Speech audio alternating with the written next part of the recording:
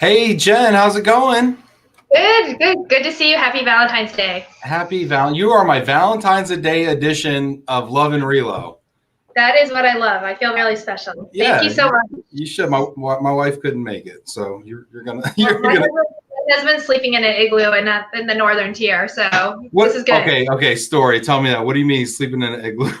I have 4 boys and 1 daughter, and my 14-year-old son is working towards Eagle Scout, and once they finish most of their Boy Scout requirements, they can go into Venture Crew. So they are up learning how to sleep overnight. They're building an igloo and sleeping in an igloo in the northern tier on Saturday night, tomorrow night. So they're up there now. They just arrived. And I'm sorry, where's the northern tier? Somewhere in Minnesota. I don't know. I've never been to Minnesota, so I don't know. You don't have like coordinates or something on them? That's Ely, E-L-Y. I'll have to send a signal if anything goes wrong, because I won't know where to get them. I love it. Everybody that's joining right now, hopping in on LinkedIn, go ahead and leave the name of your company, where you're coming in from. Love to see folks from overseas. Give Jen a shout out if you know Jennifer. And speaking of which, I was talking to Shelly Bishop earlier today. She said hello. I love Shelly. She loves you. I can't wait to see her in March. She's coming in for MRC. Yeah, it's gonna be great. I'm hearing really good things about. And I want to talk about actually. Let's go ahead and let's start off with a plug real quick. So tell me about MRC. I'm excited. I'm co-chairing MRC with Sarah Lindquist with AECC Mobility. We kick off in just about a month and a half, like a little over a month, March 23rd, 24th at the Weston River North in Chicago. Today is actually the last day for early bird. It ends here at 5 o'clock Central Time. And after that, when we're going to go to regular registration, we've already signed up over 200 people. We have 2-day conference plan. We're going to kick off on Sunday night with a CRC hosted cocktail hour, then 2 full days of conferences. And we're kind of doing a few different things. We're having a roundtable both days to encourage corporate attendance for both days. And we're also having Second City host the keynote. We're really excited about that. TIA Bank is sponsoring that. We're super excited. And then we're going to have a big night at Halifax. Let me stop you. Yeah. So if people don't know who Second City is, what is Second City?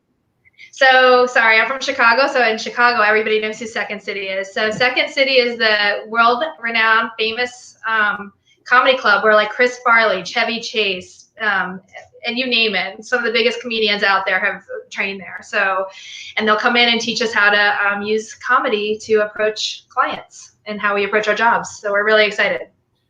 I think comedy is so important. I remember, struggling with interacting with people, especially in stressful situations especially within my company.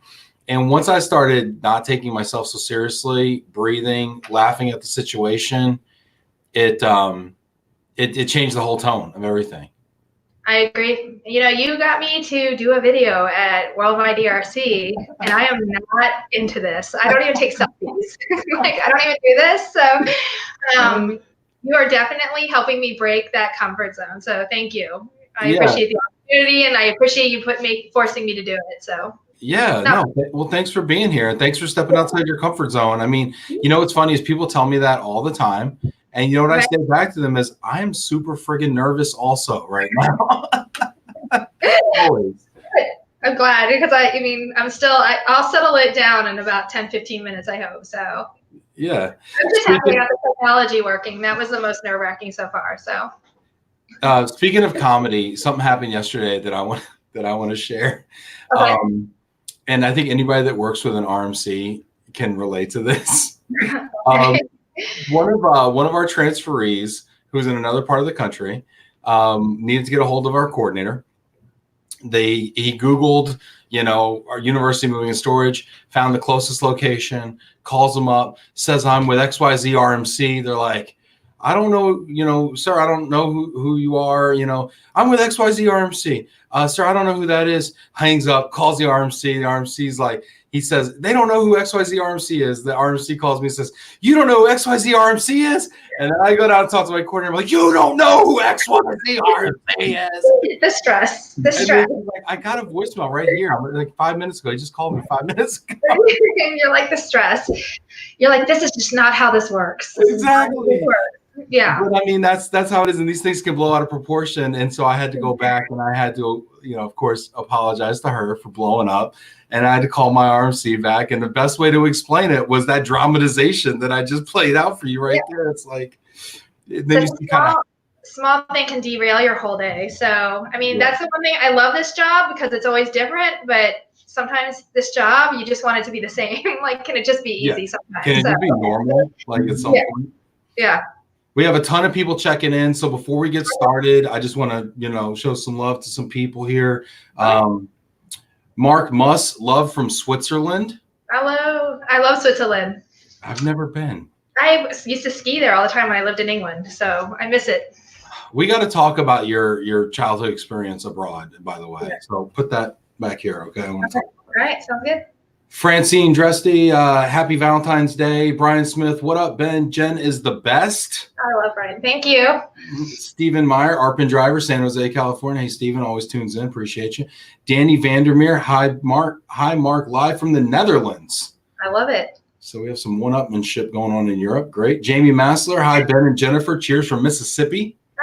Yeah. Hi, Jamie. Craig Allen, hello to both of you. I happen to know Craig is in Idaho. Christina Swank, hi, guys. Just saw her yesterday. She's hilarious. I always have so much fun with her. Yeah. Hi, Danny. Jack Jampel, hi, Ben and Jen.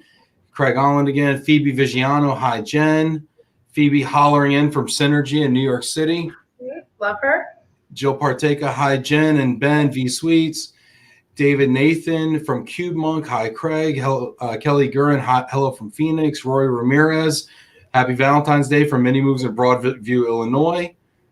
Matthew Tobel. He's right behind me. Matt from the same office. Come say hi. You can come Matt, say make an appearance, Matt. Come around. You're like dancing behind me. There he is. What can you do? Hey, buddy. He's very supportive. Yeah. Let's see here. Tom Tama, VMT Virtual Moving Technologies. Hey guys, I know where the Northern Tier is. Oh, sorry. He'll lead the search party. Travis Washer, University Moving Cincinnati. Hey T. All right, and then we got a couple people on the book as well. Oh, look at this. How do you have 5 kids? You look so young. This is what happens when your Facebook friends come on to your LinkedIn stuff. I love my sweet home family. That's my operations manager looking for a raise. Oh, Brian Crockett Denali. Hey, that's Alaska. Happy Valentine's Day. Hey, Janet, love you. Yeah. Oh, this is great. See, we're already feeling the love. Isn't this fun? Yeah, it's great. This is great. I love this stuff. This is great. So, okay. So going back to, you mentioned skiing in Switzerland. I happen to know you kind of grew up in Europe. Can you tell me about like that whole story? Because that's kind of the beginning of your global mobility story, right? Yes. So my dad worked for Chevron, was there 45 years, and I was born in Saudi Arabia.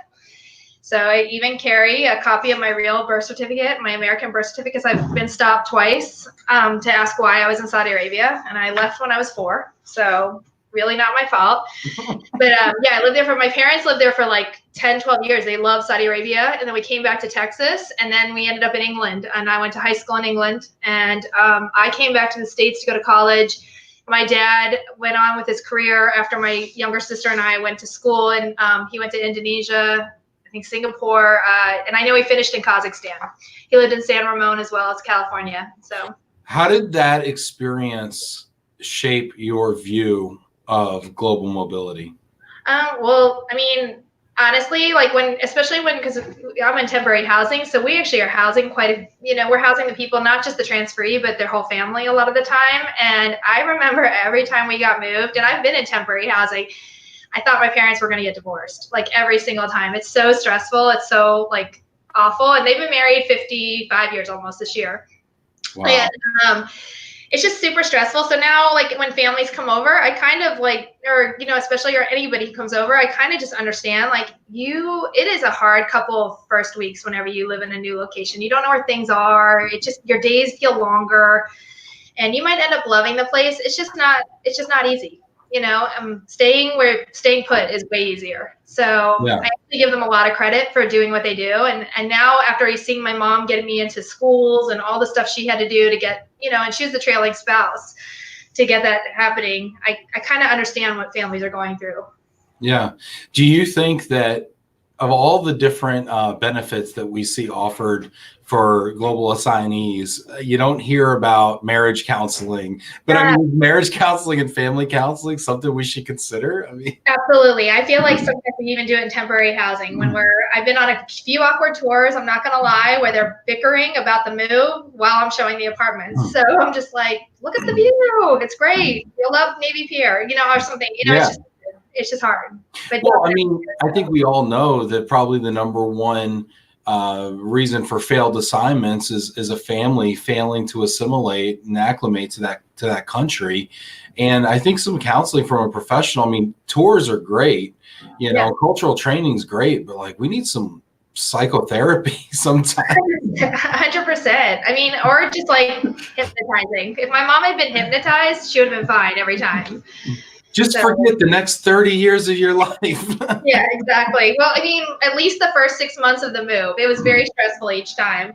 My favorite story, though, when we moved to London, my mom was like, we had this a ranch house in Texas, and she was like, it was the first time they've ever had like a king bed. And she's like, I'm bringing this king bed to London. And the poor movers tried everything, ropes, everything, to get up into this tiny London flat, and never happened. Did they go through the window? Did they try going through the window? They tried, and everybody was outside. Like, all these British people are outside looking at these stupid Americans trying to load a mattress through a window. So in Europe and Asia, moving is so much more complicated, but I mean, they're always doing hoisting and things like that. It's pretty crazy. You know, I didn't actually properly introduce you. So Jennifer Breen, founder, what's your title at Sweet Home? I'm technically the president, so founder, president, Sweet Home, jack of all trades. The boss. Whatever they need me to do. So tell us, we have a great question. So here you are leading this great company, highly respected. You're super involved in the industry, locally and nationally. You make amazing videos with me all the time. We have this great question from Phoebe Vigiano. Seriously though, how do you balance 5 kids and a career? So, I mean, I think one of the things is I am self-employed. So even though I work crazy hours and I get a lot done, there's 2 things. I'm able to call my own shots a little bit. If I need to be at a volleyball tournament or something, I'll do it. So, and I think, you know, the way the workforce is now, people can do that. You know, you can work from your phone or remote and get to those things. So I actually see us pushing more towards a work-life balance, even though I'm actually pretty strict with my team. Like, they have to shut it off after some point. I don't expect them to really answer me at night or anything like that. I'm even really good about, I'll write emails and not have it sent out till the next morning. So I try not to disturb them. And the other thing is, I mean, you just hire a great team. I'm surrounded by like an incredible team. And we all talk about if we have other things going on in our life or if we're traveling or doing something, and other people jump in and pitch in and help each other. So, I mean, I think we all kind of get it that we have to work really hard at this job. So it's nice to also balance it out. But the 5 kids are definitely a motivator to work really hard. My first goes off to college this year, and I want him to, know that hard work can pay off. So for me, they're more of an inspiration than something that's a struggle. I did block out their early years. I mean, my kids are older now. I have 3 in high school and 1 in middle school, and then my other one's 5. When I had 4 under 6, I'm not going to say it was all easy. It was really hard. Does it get easier? So my kids are 1 and 4. They'll be 2 and 5 soon. I mean, people tell me it gets harder when they're teenagers, but I mean, does it get easier when they're 10? Yes, it gets easier. You enjoy it more. I mean, right now, like they're kind of dependent on you for everything. And then I'm in a cycle now where I wish they were a little bit more dependent. But it is true, bigger kids, bigger problems. I mean, I'm worrying about like coming home on time, driving cars. They drive now. It's a little scary sometimes. I just worry about them. So it's just different. It's just different, but enjoy it while it lasts. Because I'm going to tell you, I can't believe my son graduates in 3 months from now. It went in a minute. So. I'm getting a little bit of feedback. I think. Do you hear that at all? No, sorry. There's construction going on next door for my house. Okay. Is it real bad? Yeah, it could be worse. It could be outside. It'll be over in a second. Hopefully, they're just fixing something next door. Okay. All right. Cool. I didn't know if it was electronic or. No, sorry. They just picked Valentine's Day to do construction here. Are you in downtown Chicago? I am in downtown Chicago. I'm in Old Town. Do you love it down there? I love it. Awesome? Yeah, I raise all my kids right downtown. So my office is 5 minutes from my home. How do you raise kids in the middle of a city like Chicago? I love it. So I grew up in outside Houston when I was younger in a suburb, and then I moved to England. And I mean, I didn't learn how to drive till I was 20. And same. I took trains and buses and did everything. And my two older ones do know how to drive, but I mean, they really take public transportation everywhere as well. I mean, I always tell my kids, if you're bored in Chicago, it's your own fault. They can jump on the train and do anything. They can go to the lakefront. So they just have the city at their doorstep. So I thought you said if you were born in Chicago, it's your own fault. You're gonna get me in trouble. You're tough. You're tough. I tell this city every day, you don't do that. So going back to kind of your story and everything, how did you? So you grew up abroad. You go to school. How do you make that leap from that to, okay, I'm gonna open a corporate housing company? You don't. You kind of fall into it. So I'm a journalism and marketing major. I like to write. So I was waiting to see if I could get an internship here in Chicago. My husband, we were dating at the time, was coming here for the Board of Trade. So I was looking for a journalism internship, but in the meantime, I took a part-time job at like a property management company, and I got to know some people who were in temporary housing, and they asked me to be a vendor for them. So I owned another company that I had started when I was about 23, and we were a vendor. We did all the services, cleaning, everything for the temporary housing industry. And in 2005, I decided to branch out on my own. So what made you start? Well, let me go back then. What made you start that first company, that cleaning company? Because I mean, it sounds like entrepreneurship is something that's kind of in your blood. I mean, it's the way you're wired. So what is it that made you say, I'm not just gonna clean a place. I'm gonna own a cleaning company, Or yeah, I mean, like I didn't really set out to it, to tell you the truth. Please. It's amazing how people believe in you more than you believe in yourself. And I didn't necessarily think I could run a company, but my boyfriend, now husband, at the time was like, you should not be working for somebody else. You should do this all for yourself. And he kind of pushed me. And if you're ever going to do it while you're 23, and it doesn't matter if you live off of ramen and, you're just trying to make rent. That's all I was trying to do. I didn't have kids at the time. So I went out and I did it, and he's a trader. So he's kind of got that entrepreneurial spirit no matter what. I mean, he's kind of always worked for himself. So, I mean, yeah, but he believed in me more than I believed in myself. So I kind of owe him for that. Don't tell him I said that. It's our secret. Yeah. I think you bring up a great point, right? Because I mean, so here I am, 37. I got 2 kids, a mortgage, right? And I think all the time, like, oh man, it'd be so cool to be an entrepreneur, and I'd love to go do it, right? But to your point, it's like now you have like stuff that you have to make sure you take care of, right? People that are depending on you. When you're 23, like you said, you could eat ramen and stay on a friend's couch and be fine for 18 months, probably. So. Right. And you almost need that leeway. I mean, do you think that you could have done what you did then, now in your present situation? I don't think I could have started it the way I did, which was like, let's just give this a shot. The business I started the first time didn't take a ton of startup capital. If I needed a ton of startup capital or anything like that, it would be a whole different animal. I think it's easier to fail when you're younger. If I knew when I was 23, if it didn't go well, I could still fall back and go do something else, and there wasn't there was no harm in trying. It's kind of like right now, it's not, there's just more people relying on me. It's harder. So you were saying like the way you started your business didn't require a lot of capital. Can you tell us that story of how you started it though? Like, sure. Yeah, the other one, all we needed was like, seriously, I hired a couple. It was a company called Smith Corporate Living, and they outsourced their housekeeping team to me and asked me to take over. They just wanted to focus on sales, and they wanted somebody to handle operations. And so they outsourced to me, and I just needed I think I started with $10,000, like $5,000 to $10,000 just to cover payroll for the first couple of weeks. But I put 5,000 in, and I had a partner at the time. They put 5,000 in, and we were able to go. So I mean, that's a pretty good return on investment, because I mean, it wasn't like what it would take to start. What it took to start Sweet Home was a whole different animal. Well, then tell that story too, right? So you start the cleaning and operations company supporting a temporary housing company.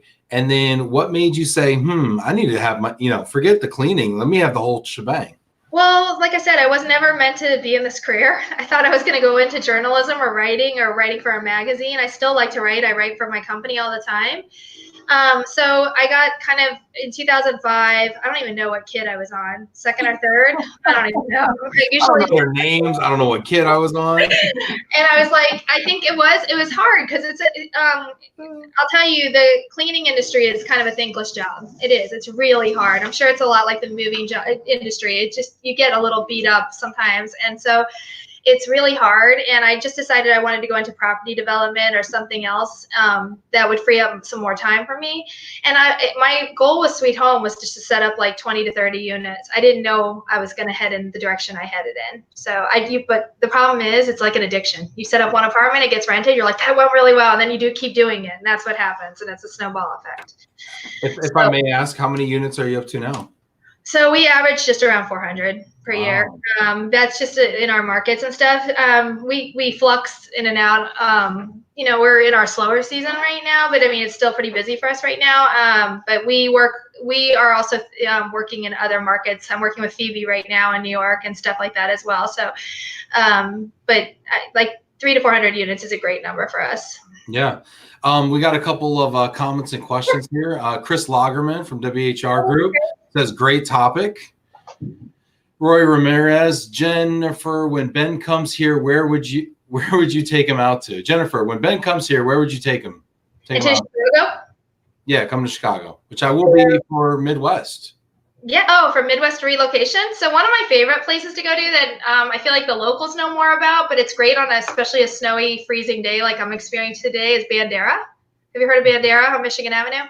Bandera, like bandana, but Bandera, like Antonio Banderas. It's one of my favorite restaurants. The jalapeno cornbread, the salads. It has a piano. They sometimes have jazz at night. It's like pretty fun. It's pretty easy.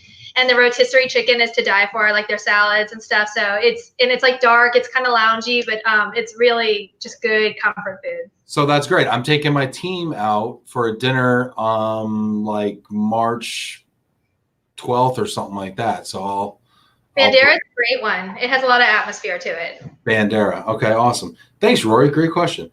Phoebe Vigiano, Brenda Thaney Johnson, love that you are having other service providers on these live chats. She also follows up with a question.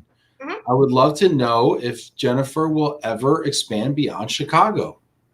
So we did. I did expand into Wisconsin. I know it's not super far away. Milwaukee's only 90 miles, so it's close, but we did expand into Wisconsin. My goal is to work, if my clients need me to go somewhere, we'll go. And we do that now. So, I believe strongly in partnership. And there's a lot of other temporary housing companies out there that are really strong in their markets. And I really like to partner. And some of the partnerships I've had are almost the best free consulting I have too, because they collaborate and share ideas with me all the time. So it's like I've never worked for anybody. I've been an entrepreneur almost my whole life. So having those mentors and partners out there that can help me is really invaluable. So I'm happy to partner as much as I can. Yeah, it's like what you trade off in maybe a little bit of margin you make up for in free consulting and other things, you know. That's, well, we like to think we're pretty great in our market, and I know they're pretty great in their markets. So yeah. I always trust their expertise. So yeah. Anthony Walmsley, hello from sunny UK. Not have a great weekend, guys. It's Friday. I think they're already at the pub out there in Europe. Well, it's like midnight there. That's what they do. They log in. I love that he's watching this in a pub. It's 10 o'clock. They get crazy in the comments. The Brits get so crazy, and like as the hour develops, you can tell they start ripping shots, and you know it gets wild. I love it. Let's see here. He says, fair play, Jen. I love to hear people are doing great. You should branch out to Relo as a percent sale. I don't know what he's talking about. He's drinking. I don't know. Craig says, you're making me hungry. Roy Ramirez says, Bandera. Rory, you're buying. You said you were taking me somewhere, so you're buying. Let's see here. I have the pleasure of staying. Melanie DeGand said, she says, I've had the pleasure of staying with Sweet Home Chicago. An amazing product. Interesting story, Jennifer. Thank you. Thanks, Melanie. It's good to hear from you. Get a White Sox shout out. And somebody actually just came back they just left the pub. So there you go. Yeah. So we're up on things here. So you were talking about your, your partners, right? And I want to talk a little bit about your industry as a whole, right? Okay. You have some great thoughts around these things. And I think that temporary housing right now is probably one of the most, going through some of the most changes of all the services that are in the relocation industry right now. So can you talk a little bit about some of the changes you're seeing, disruptions, things like that? Yeah, no. I was saying yesterday I got to speak with John Zilka and John Aliano from John Zilka from NRI and John Aliano from Mini Moves. We talked about disruption at the CRC meeting yesterday, and I guess it's our turn. Temporary housing is going through it pretty hard right now. So I also sit on the board at CHPA, the Corporate Housing Providers Association, and it's one of the main topics we talk about all the time, about all the legislation that's coming through in cities and how they're regulating Airbnb. And for me, the biggest thing that I try to do is explain that we're actually not Airbnb. We're completely different. Airbnb is, nightly stays and kind of like, it's an experience, where different apartments and different locations and maybe those homes or something. But corporate housing, we had the Airbnb disruption, but now we're also having a disruption in like with aggregators and platforms and stuff that as well. And companies sourcing our inventory quite a bit online. And, the one thing is the corporate housing industry, the way we're modeled is that we're meant to be flexible and offer like those 14-day notice to vacates, and we can keep extending your leases and all that stuff. So it's kind of hard then to also offer booking online and booking, it's hard to always work on booking platforms as well because we're offering that flexibility to our clients. So it's kind of an interesting time right now. We're seeing a ton of venture capital money coming in to develop those platforms as well. And I would love to tell you that I have that kind of money, but I've had to self-finance this company. And I'm actually surprised to see so many people investing in the industry because every time I went for a bank loan, even when the company was doing well, I was told that my industry was too risky and it wasn't a good investment. What did they think the risk was? Just out of curiosity. A lot of times we're signing 12-month leases with no guaranteed renter.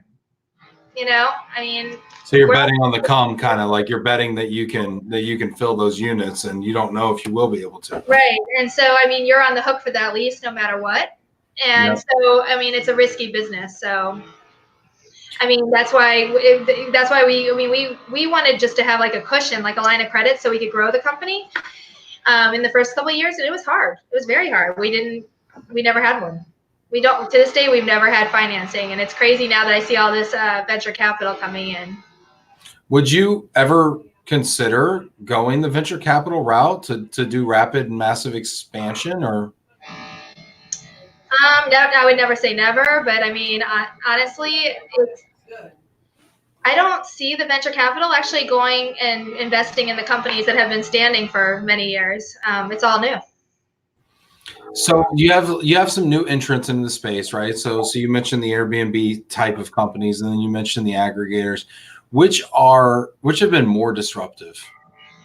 The venture capital, I guess, maybe a little bit, just because they're coming in and setting up multiple apartments and market share, and it's hard. The inventory is a little tighter and everything. I'm sure they're seeing that, especially on the coasts, in San Francisco and New York, and the markets that are even bigger than Chicago.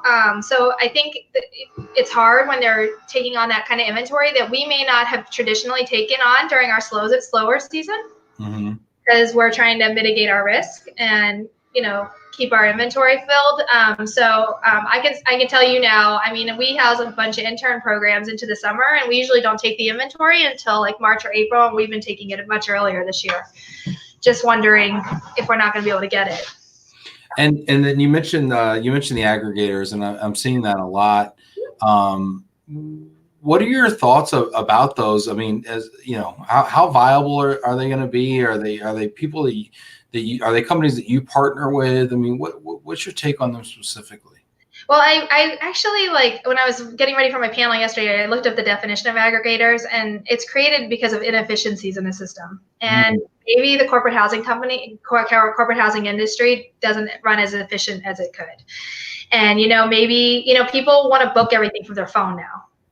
They want to see all the pictures. They want to know exactly what they're booking. And it's a harder model because I'm working for corporate clientele, and I cannot, put inventory out there to sell until they tell me they don't need it anymore. So it's a different model. So I do think there's room for it. I'm not surprised, but it is still disruptive. I'm seeing it mostly. What's frustrating for me, and as you're getting market share, if you're trying to come into a market strong, is reducing your rates so drastically and even below what they rent unfurnished. Sometimes I'm not understanding that model. Well, I mean, is it because they would be unoccupied otherwise, or I mean, I don't understand. Maybe. Yeah, maybe. I don't know. I'm not understanding that model. It's just that gets a little frustrating, I'm sure. Yeah, competing against people that don't care if they make a profit. Well, yeah, it's a little hard. Yeah, it's a little hard. I have real skin, and like I said this yesterday at CRC, so I apologize if people hear this again. I have real skin in the game. I have a lot of people depending on me to make sure that they have jobs, and I have a lot of leases out there, and we have to remain. We have to operate at a profit, or close our doors. And that's been one of the sadder things for me, is I've seen a lot of companies merge or get acquired. I've seen some companies close its doors. So the landscape has changed quite a bit on who's out there in the corporate housing industry. So how do you stay competitive, in this type of an environment? What makes you, what is the differentiator? People. I mean, like our people. I think so. I think our people, our product, definitely, service is everything at this point. Services for us, I think service is our biggest differentiator, and that's what we're always going to push on service. What does that mean? What does that mean in your business, service? I mean, because I think we all talk about service, right? I mean, I know in my business we do. We all come in and say we give great service, and I'll tell you what, honestly, whether it be my RMC clients or my corporate mobility clients, they all kind of roll their eyes and glaze over and say, yeah, that was like the last 3 guys that told me, also. So what does that mean? Like, what are those touches like? Well, not just like real-time booking, but real-time service. I mean, like literally, responding quickly, getting things done, being consistent in your service, keeping your processes the same. People get comfortable in knowing what to expect when they speak to you, and response time is everything at this point. I mean, we all know that. Yeah, so you mentioned response time, and I think that's interesting because we find that in our business as well, in the household goods business. But sometimes what used to be service, right, which is talking to a person in the country or in the city that you are doing business in, was super important. And now what I've seen is a little bit of a change to now I want to talk to anybody that can help me like within like 30 seconds. 100%. Yeah. You know, I mean, the faster you respond, the better it goes every single time. yeah. We're finding it even when leads come in, because they're coming through so many platforms and stuff like that. The faster we respond, the more likely we are to book that lead. I mean, everything is about response time a little bit. And now, what about what about branding? I mean, is that something that's important for you, especially with with aggregators? Are brands still important? I think absolutely a brand is still important, and at this point it's becoming more and more important. We want our brand to stand out. We think we've done a really good job over the last couple of years to get Sweet Home's name out there. And not only is the brand known, but we think it has a really credible, there's credibility behind it as well. Why do you think that is, the credibility piece? Again, my team. I mean, I have a really strong team. I'm really proud of what we built here. We're very slow to hire, and I think it's because we look for the right people to work here, and they get it. I mean, we have my operations manager who said I was young before, which was great. I can tell you, she cares about this company more, if not more, than I do, and people know. I mean, we're all in this together. How do you get somebody who doesn't own the company to care more than as much as the owner does? I involve them. They're involved in a lot of these decisions. I'm their best supporting actor. I really want them. There's something to be said about empowering people to make these decisions. I mean, if it works, it doesn't work, we'll see. But there's something to be said about allowing them to make those decisions and be part of the process. How do you incorporate their feedback in those types of situations? I mean, that's something that, like, I'll just share, you know. I mean, sometimes I want my team to be more engaged, let's say, right? Or I want them to, you know, care as much, or put in that little extra discretionary effort, or think a little harder about solving a certain problem, you know. And then I remind myself, well, they're not me, they're not my level, they're not my pay, whatever. But it sounds like you've kind of figured that out, and that's something that I struggle with. So it's like, can you give me some tips and tricks on how to bring that out of people?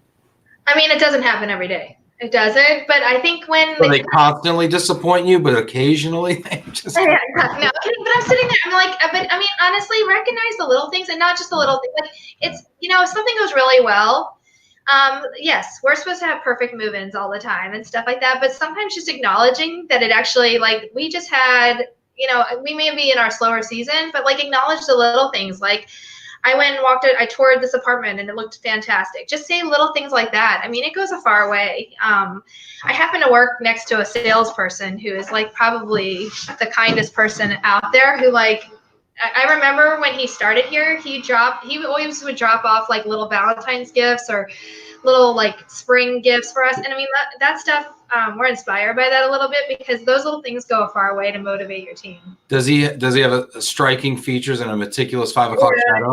Yeah, he's annoying. I can place him. He may or may not. He keeps walking in and out of my office. Sorry. But I mean, like, it is nice to be around that, and I feel like a lot of my team do that. You know, where we just acknowledge each other when something goes well, and not just, you know, when, you know, things don't go the way we want to, which, you know. There's also a rumor going around that you might have funded at least one level of that 3-level Starbucks in Chicago with the amount of money the company spends on Starbucks. Can you confirm or deny that, Ms. Breen? I do not know what you're talking about. But there's a couple empty Starbucks cups in my trash can. I've heard that 5% of your company's compensation line is actually in coffee. Is that correct? Yeah. I mean, it goes a real far way in this office. So yes, buying coffee, if that keeps everybody motivated, it's the best thing I can do every day. But yes, we have a serious Starbucks addiction. I think we're way past platinum status. So yeah. Great. Let's see here. We got a couple of comments here. Terry Head, former president of International Association of Movers, says, interesting perspective from a different but related industry. And that's one of the things I like too, is I like bringing all these people on. And some people might watch this because they're movers. Some people might watch this because we might have had a drink in Chicago sometime. Some people might watch this because they're a client somewhere, right? Some people watch this because they're in Switzerland and I've never met them in my entire life. And I don't know how, but they're watching this right now. Maybe it's better than drinking alone. But I think it's interesting because it exposes people to so many different ideas. And you're going through disruption. I'm going through disruption. Same time, same, industry, different vertical, and how we deal with it, I think is so fascinating. Yeah, I mean, John Zilka said something yesterday about the Google effect. Everybody just wants to Google and have their problem solved and everything, and that's our job now to figure out how to keep up with that. So it's bound to happen to every industry out there. I'm getting I don't know if this is a leaked company memo. Oh, geez. But Sarah David says, I did not want to bring it up, but we are past our afternoon coffee break. Oh, yeah. Sorry. 3 o'clock every day. It's like religious. Yeah. Somehow I got copied on an internal memo. We may or may not solve all world problems while we go on this walk every afternoon, too. So. It's funny that you guys have coffee. I was talking to Ben Heller from Price Point. They have tequila. I feel like different companies, different cultures kind of have like a different, but it's also about community, right? Right. 100%. And then like it interests me because it's like, okay, so then what Ben Heller started doing is he started like sending clients bottles of the same tequila, and so now they'll have calls together. He's done this with me and we'll have a tequila or something like that. Do you ever send your clients Starbucks? My business card is a Starbucks gift card. I can show it to you if you want me to. Yeah, but I need your card, Jen. I need your card. My business card is all of our business cards are Starbucks gift cards. Oh my right? God. I don't know where the camera is. There you go. Oh my gosh. Not joking. We're very serious about it. How did I not know? Is that a new thing, or when did you start doing that? You only want tequila. I never said I only want tequila. I'm just planting seeds, seeing what all of our business cards are Starbucks gift cards. I swear I've gotten your card before and has not gotten me a latte. Okay, well, I'll make sure you get a latte, but our business card is Starbucks. Oh my gosh, you're wild. This is great. I love it. I give you a real business card too, because once you do the gift card, I'm afraid you're going to throw my business card away. Never. No. Okay. I have like 5 used Starbucks cards laying around here. I don't even know. You ever go there with like 5 cards? Like, how much is on this one? How much is on this one? How much is on this one? 1,000%. Nothing ever goes unused here. So. Exactly. Yeah. Oh, let's see here. So now we got that straightened out. Rory says mini moves. You mentioned John Alianello, right? Yeah. Rory, and I'm using this for my current move that I'm doing for my house, so they're amazing. Oh, nice. Rory said we have taco days at Mini Moves. I love it. Jack Jampel, and this is something Jack told me. I've told this story so many times. I'm going to tell it again because it's my show. Jack and I were in a bar in DC at one of the planning conferences for ERC. And he gave me this piece of advice, and he wrote it in the comments, and I appreciate you, Jack, for doing that. I love you, Jack. Jack said, the differentiator is you and those that work for you. It's quite obvious just from this interview. You get it, right, Ben? Yeah, I know, Jack. You told me. Oh, gosh. Never ask Jack Jampel for business. He'll tell you exactly what you got to do to get it, and you may not like the answer. All right, Jamie Masler. Clients book apartments with people they know and trust. 100%. Price can be secondary. In a lot of cases, Jen's group has superior service. Thank you. That was so nice, Jamie. Yeah. John Zilka says double down on customer service. 100%. What is John said it. I mean, you say double down on customer service. How much will the market really bear for superior service? What do you mean? Like say you have a unit, right? For let's pick a number, right? Say you have a unit for $200 a day, right? And your competition is at 180, but your service, your brand, the Jennifer Breen and the Matt Tobles and the, whatever. I mean, but how much of a delta can you command, do you believe? So you may have to come in at a lower rate and show that service so that you build that brand loyalty. I mean, that may be the barrier to entry to get that brand loyalty. So it's case by case a little bit, but I mean, honestly, it's great. For temporary housing, we're often working for people who don't actually live in the apartments that are booking it. Like the coordinators and everything as well are actually living in the apartments, but the feedback from their guests and their surveys and everything are what says it all. So I mean, we once they get there, like nice little surprises and touches. I mean, I remember we had a guest move in about a week ago, and we knew they had a 4-year-old and 2-year-old because we had been part of the conversation. And we put coloring books, and Sarah made sure it was crayons that could come off our walls if it got on there, and wiki sticks and stuff like that. And like literally like little things like that, it doesn't cost a lot and it goes a far way. And that's the kind of double down on customer service. It has to be creative. It has to be personal. It has to be outside the box. It's not just a gift basket anymore. I have a 4-year-old and an almost 2-year-old now, and sometimes there's times where I'd pay $20 for a coloring book. I tell you what, just because they're losing their minds, and you're like, can I give this kid something, please? Anything, Well, I mean, even like I've come into even like Disney World. I rented a house in Disney World, and we moved in, and they knew I had 5 children, and we walked in, there wasn't even like water and stuff, and they knew we were checking at 10, so we told, and I mean, like if I think of a family coming in, I mean, you're literally like on the verge.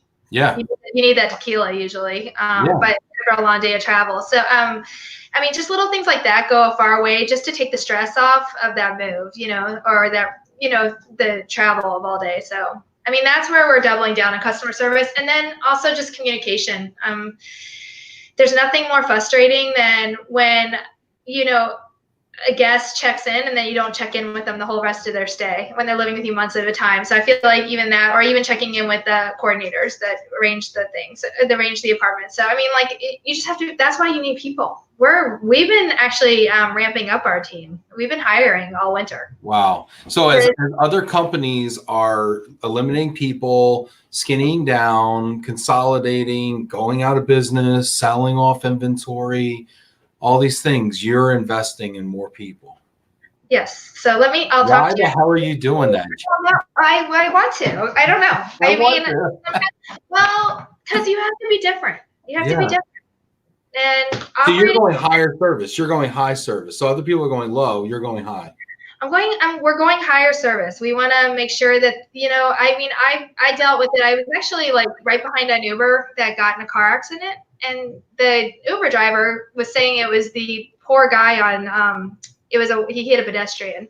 It was his fault. And I was so irritated with this Uber driver, and he was kind of being an idiot and not very nice. And once the ambulance took the pedestrian, he was okay. He was fine. But once that was all done, all I want to do is call Uber and say, you've got to take away this guy's, he should not be on the thing. You cannot get a phone number for Uber. Like you cannot talk to anybody. You cannot chat with anybody. I even tried to go to their Uber hiring office down the street from my house, and still nobody. So, I mean, like, I think that's where there's a reaction to that. Like people want to know that they, if something is an issue in my apartment, good or bad, they want to talk to somebody at our team and right away. I had an experience like that. I mean, well, and that's why, I mean, Uber's had this massive issue with, assault cases, sexual assault cases, where people have tried to complain, and then they have like 2 people working on it, and there's like a mountain of complaints, and none of them are getting handled and addressed because that's just their model, where they don't have people working on these things, But the flip side of that is I stayed at a couple of your units. Yes. You were gracious enough to allow me to stay at a couple of them, and first of all, they're fabulous. Thank you. I love them. They were just amazing locations, insane locations, amazing views, well appointed, stylishly furnished. Always had a couple treats and little happy surprises. I had my sleep mask, which I never used to sleep with until I got a Sweet Home sleep mask. Yeah, you were close to the train on one of them. Sorry. All right. But I did. Every time I check in, I have to call somebody because I'm not used to staying in downtown Chicago. I don't know where the hell to park. I'm like, do I get a parking spot? Do I not get a parking spot? How do I get it? Was the guy supposed to open the gate? What's going on? And they always double check and then call the front desk guy for me and like walk me through that process, you know.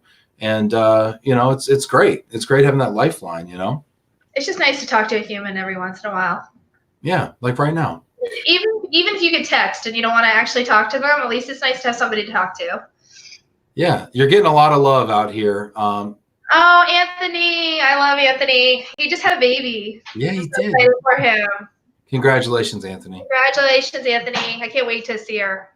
Yeah, and Chris. Aw, Chris. I love Chris. Chris was with me yesterday. Thank you so much. Yeah, and we got some more props there for your motherhood and entrepreneurship. Thanks, Janet. Yeah. And Janet's also soliciting a business card as well. I love it. She's got one. We'll get it to her right away. Yeah, hook. And then going here to LinkedIn, we got 60 people watching us live right now. Oh gosh. Hey, this is why I'm nervous to do this stuff. Everybody loves you. What are you talking about? Okay, I'm gonna ask you a real question before we go into some of the questions. Like you said, I can ask you anything. So here goes. Okay. So I'm learning a lot doing all this, right? Okay. And I'm booking all sorts of people and everything. And the reaction I get from women is very different from the reaction I get from men when I ask them to come on. Okay. And I wanted to know what you thought it was, but there's just, I noticed there's a lot more hesitancy and trepidation maybe, you know, around my female guests. And I just was curious, like, you know, what is it about, you know, maybe it's just being a female leader or being a female entrepreneur or, you know, putting yourself out there, or maybe it's just the way the society treats you differently, or maybe it's self-taught, maybe it's, you know, I don't know what it is, but I mean, you know, share that a little bit. Cause I think there's a lot of people out there. I'm not trying to just put you on the spot, but I think there's a lot of people out there that go through this. Yeah, I know there are because I've talked to them and I've asked them to come on. Some can't even get past that even. To be honest. Well, you got me because you called me out on not wanting to do this. So is me and tells me that I'm like a chicken, basically. Then you got me because you called me out pretty hard when we were in Denver. I was at a conference with you in Denver, and you were pretty much calling me out that I wouldn't do it, and then you're like, you're gonna do it, and you and Ben Heller both got me at the table. So, and then well, let me stop you though. Let me stop you before this, like, before people think I'm a terrible person. No, you did it. We had so much respect for you, and we were listening to your story, and we're like, this is an amazing story, and we just think you're so amazing. And we're like, you got to do this, you know, you got to do this. And you're like, I don't know. And I'm like, no, damn it. Like, you're doing this. And you're like, all right, fine. You know, so we did, and it was great. For me, I'm really proud of the success that our company has had. And, you know, and I feel successful as a parent as well. If you meet my kids, they're pretty great and they're doing great in their lives and stuff. So I feel like I have a pretty great life, and I'm pretty excited about it, but I'm also I'm grateful for it, and I don't want to chance it. Do you know what I'm saying? Like, it's just, I'm perfectly happy to share my story. You can sit with me anytime. Anybody who knows me actually knows I love to talk.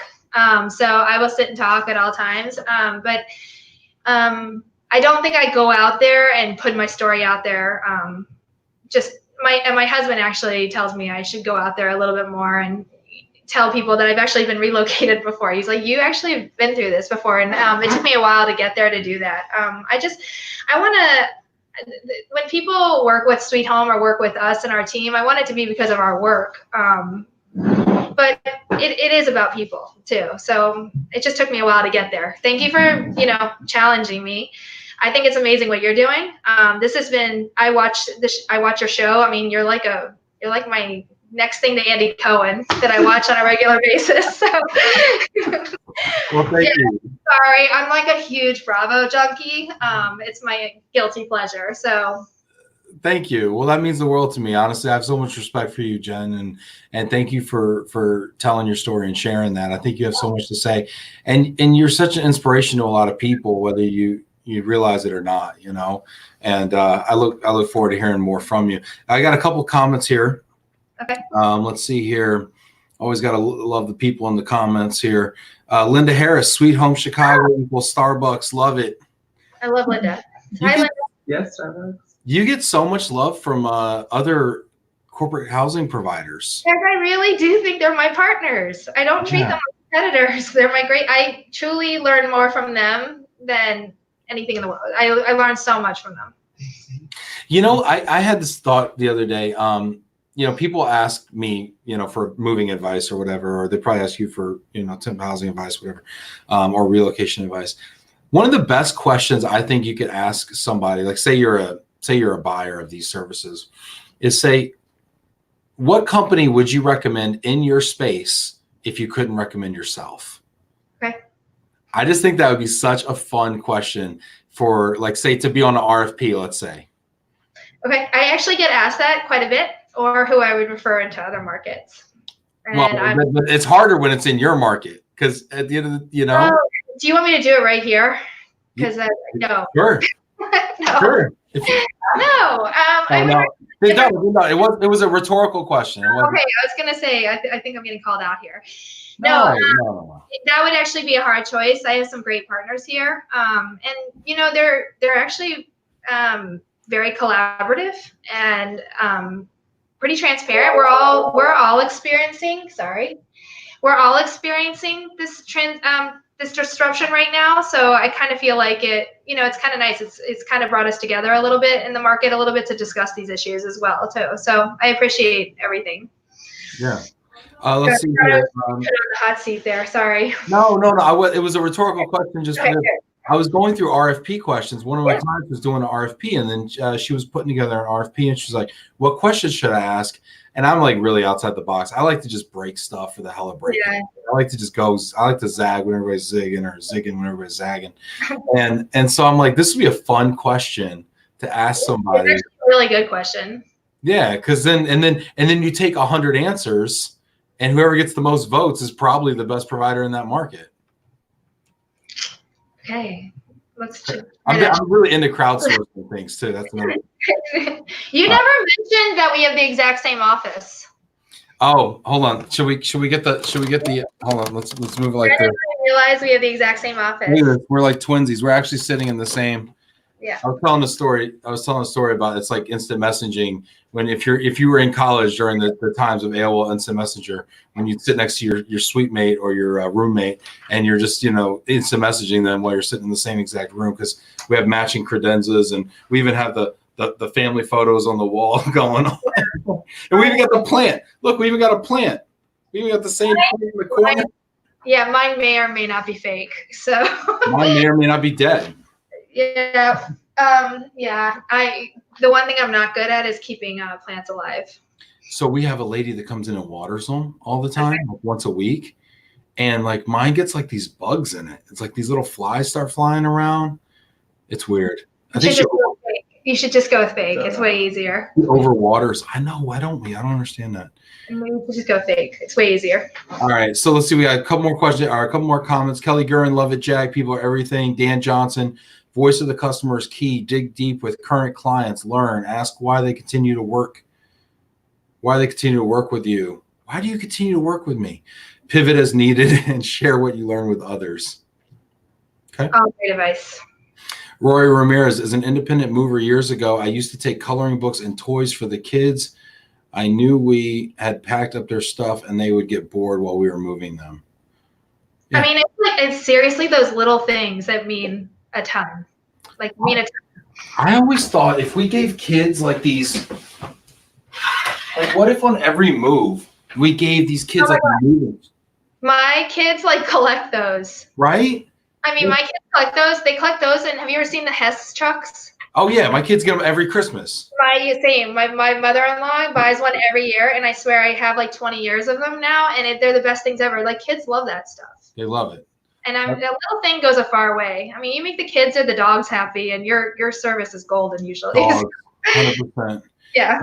My salespeople always say if you go in somebody's home and they have a dog, if you make friends with the dog, you'll book the order. 100%.